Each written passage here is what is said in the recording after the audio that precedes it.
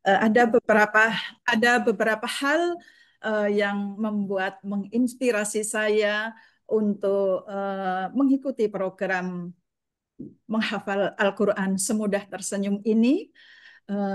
Namun karena waktunya saya dua saja, yaitu sewaktu saya duduk di bangku SMP, saya itu sekolah di sekolahan Katolik. Aduh, saya jadi terharu, mau nangis. Karena waktu itu memang sekolah Katolik itulah yang bagus, pelajarannya lengkap, gedungnya bagus, ada perpustakaan, bukunya tidak membeli, semua ekstrakurikulernya juga bagus, dan saya mengikuti semua ekstrakurikuler itu, dari tenis meja, tenis, dulu ada rondes, ada senam irama atau standen, ada bulu tangkis, ada voli, saya menjadi tim inti. Namun di situ eh, yang saya mungkin agak sesal sedikit, saya harus mengikuti full agama Katolik. Jadi mau tidak mau harus mengikuti pelajaran agama Katolik karena untuk nilai di rapot itu agama Katolik, tidak ada agama di luar Katolik. Itu yang sedikit mungkin saya agak sesal.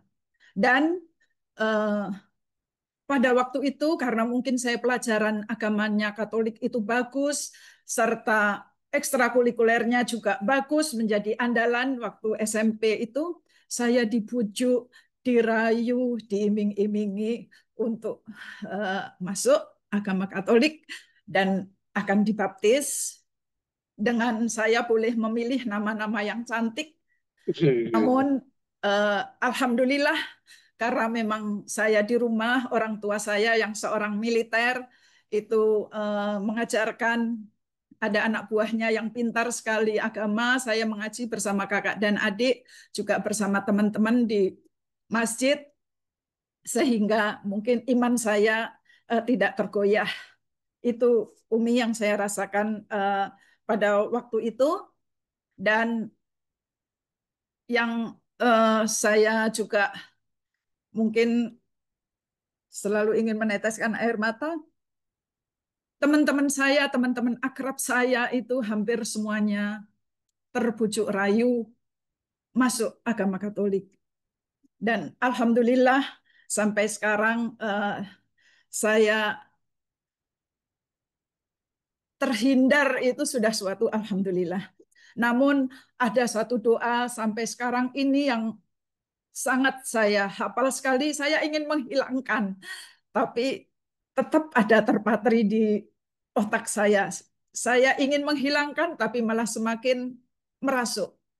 Itu yang saya membuat saya selalu ingin apa ya, yang menyesali diri saya kenapa waktu itu saya di SMP Katolik. Namun ya banyak hikmahnya juga karena ada hal-hal yang positif yang saya dapatkan. Itu yang pertama, Umi.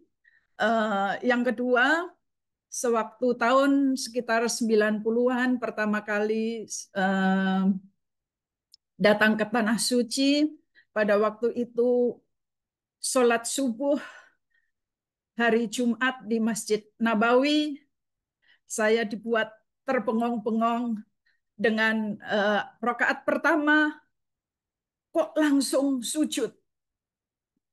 Nah, saya dan teman-teman setim ini, segrup, lirak-lirik, celingak-celinguk, celingak-celinguk. Ini apaan ini sholat kok? Ini kok nggak ada rukuk langsung sujud. Ya saya ikut juga sujud. Setelah sujud, melirik-melirik lagi ini. Duduk atau bagaimana. Rupanya eh, berdiri dan melanjutkan ayat sampai terakhir.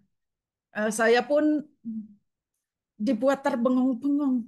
Ini sholat bagaimana? Karena memang waktu itu masih awam sekali, belum tahu ada sujud sajadah, ayat sajadah, dan sujud tilawah.